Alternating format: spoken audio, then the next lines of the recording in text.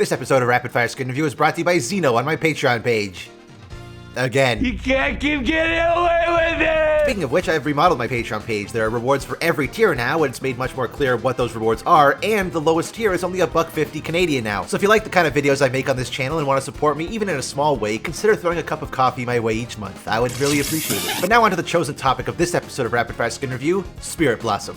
Spirit Blossom. Back when events were more than just an avalanche of skins and recycling old content to guilt trip players into spending another $15 on a battle pass with little to no rewards. Sorry, I'm just pissed off with how recent League of Legends events have played out when this event was so great. A fun new game mode, a tastefully implemented visual novel, new champions that felt like they were designed with this event in mind and not just shoehorned into it. And let us not forget the amazing lore skins. Now it should be stated that yes, technically these skins are lore skins and are canon to the League of Legends universe.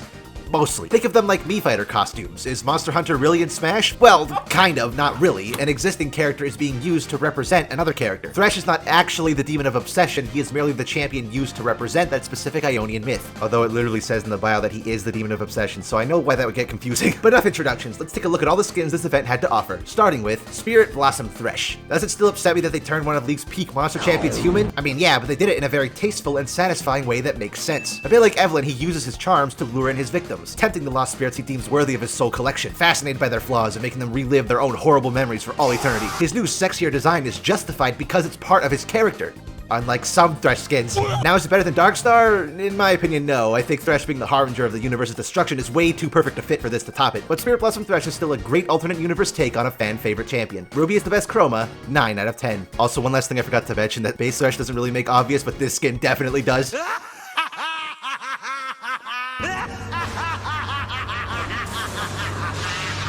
You won't be able to unhear that now, you're welcome. Spirit Blossom Cassiopeia, rumored to have once been a beautiful princess, implying she isn't anymore. Yeah, okay. I am ugly!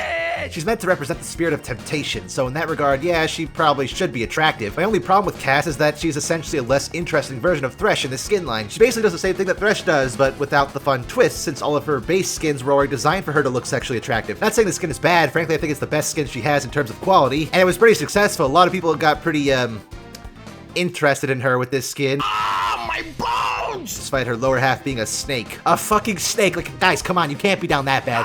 Night Blossom is the best chroma, 7 out of 10. Spirit Blossom Yasuo and Yone. I'm gonna pair these two together because of brotherly bonds, but also because these two are where the suspension of disbelief for the skin line starts to break for me. I know it's an Ionian myth, but these two brothers going through the exact same character arc and pretty much exact same story beats their Runeterran counterparts is just... That's just lazy writing. As far as quality goes, they're both really nice looking, but most, if not all the other Spirit Blossom skins actually took risks with their designs and storytelling. They tried to be compelling alternative universe versions of these champions and not just, we brightened up the color scheme. And because that Spirit Blossom Yasuo and Yone are just a little bit boring to me. But hey, at least when your opponents are using the skin, you can actually tell the champions they're playing, unlike their legendary skins. Who are you?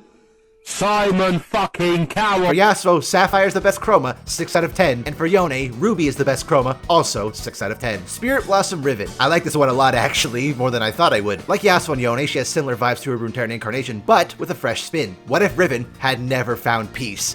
Aimlessly and obsessively scouring the spiritual realm for fragments of her broken blade haunted by darkness eternally. And the quality of the skin is just phenomenal, even to go so far as to give her an entirely new idol animation, Popular Champion XD. I especially love how this warrior character could have been any number of champions. Riven wasn't shoehorned into the skin line because Riven is popular, she just fit the bill of this character the best. Unlike some other event skins she's been a part of. Night Blossom is the best chroma, 9 out of 10. Spirit Blossom Vayne, a demon hunter who lost her family and clan to the primordial demon of pain, wink wink nudge nudge.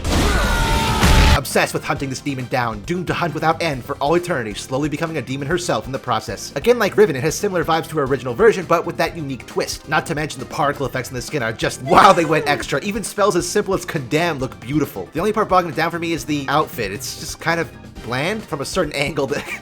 This looks like a weirdo Zeri cosplay, I can't unsee it. Obsidian is the best chroma, 8 out of 10. Spirit Blossom Kindred. This one's a bit of an interesting one. While the other Spirit Blossom skins are using champions to represent Ionian myths, Kindred is still Kindred, just Ionia's interpretation of them. The beastly companion wolf and the child lamb, let me specify that she is a child here, you fucking sickos. Their play-off is quite lackadaisical here, playing games to their heart's content until they're called upon to perform their spiritual duties.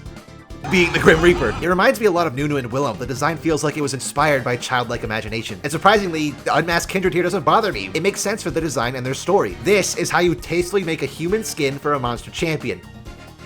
This is not. Ruby is the best chroma, 10 out of 10. Spirit Blossom Lilia. Out of this entire batch of skins, this one is easily the one I've used the most, but that's only really because Lilia is one of my favorite champions of all time. Shocking, I know, going from not caring about her at all in my 2020 rewind to her being my literal third favorite champion. Not really because of her design though, in fact it's my least favorite thing about her. Actually, I can think of one thing I like about her less. So as a Lilia main, how do I feel about this skin? It's alright. To be honest, it's my least favorite of her skins, even compared to her base version. It has the Yone and Yasuo problem where her story is too similar to her Runeterran version without the unique twists Riven and Vayne have going on. Not to mention the double ears. The double ears will haunt my nightmares forever. Amethyst is the best chroma, 6 out of 10. Spirit Blossom Ahri, the spirit of salvation, the good-natured parallel to Thresh, guiding them through the spirit realm to lay their souls to rest. Except when said souls interact with Thresh in any capacity, at which point she backs off like a little bitch baby beta. How's the skin though? Well, it sure is Ahri. I don't know, man. It's very rare for an Ahri skin to be interesting at all to me. There's only so much you can do to make a cat girl unique from the other 5 billion we have on offer. I will give credit to it, though, that it is much better than Stargarden Ahri in terms of skin quality. Smoother animations, better particle effects, voice lines that don't make me want to stab out my own eardrums. On the whole, it's pretty well made. It should be. It's a legendary skin after all. Surely won't be the last one for her. Aquamarine is the best chroma, 7 out of 10. Spirit Blossom Teemo. Maybe it's just me, but the battle-hardened, merciless killer Teemo is just... it's just so stupid. Even when Riot tried to make it work with Omega Squad, I just can't take it seriously. And that's exactly why Spirit Blossom Teemo works so well, because he isn't serious at all. That's his whole shtick. The trickster spirit loves pranking, fooling around, and all in all being super fucking annoying. That's my Teemo. Plus, there's a good chance I might have a soft spot for tanukis and raccoons in general. I mean, how could you not? Even with the existence of BMO, this is probably my favorite Teemo skin of all time. 10 out of 10. Oh, and Prestige's the same, but I'm not really going to go into detail on that one. This was still around the time in League history when Prestige skins were just golden chromas. In the end, Spirit Blossom gets an 8 out of 10 for me. When the worst skins of your bunch are only slightly on the weak side, you know you've done something right. It was a really cool novelty to see so many skins released for a single event. Emphasis on was. But those are my thoughts. What do you fellas think of Spirit Blossom? Do you like them? Do you not? Do you want more in the future? Or are you happy just leaving it as a one-off skin line? Be sure to let me know down in the comments below. With all the disappointment that the Stargarden event has brought, it was nice to take a little blast from the past and relive an actually good event. That's all from me, fellas. I'll see you in the next video. Psych! Oh, you didn't think I was done with you yet, did ya? I gotta find some way to stretch this video out to 8 minutes. And don't worry, this won't be a normal part of videos from now on. It just so happened to be 2 videos back to back that almost reach 8 minutes that I want to be able to get to that point because, you know, having the video in the algorithm's kind of nice. But I guess I could take this part to thank my current patrons in person, so thank you to Zeno, Electro, Lando H, and Hidden for pledging the World Tree tier. Obviously, Zeno pledged higher than that. He pledged the highest one possible, but, you know, it's same category. Thank you, TB Skyen, for pledging the Great Storm tier. That's $25 a month, you crazy bastard. Thank you. Thank you, Lucas Boy, for pledging the Swirl Seed tier. That's $10 a month, you crazy son of a gun. And thank you to the Void Boy tier members, Amanda Barub, Andrew Gardner, and Arunan Kuruparan. That is a dyslexic person's worst nightmare. My God. Thank you, fellas. Have a good one.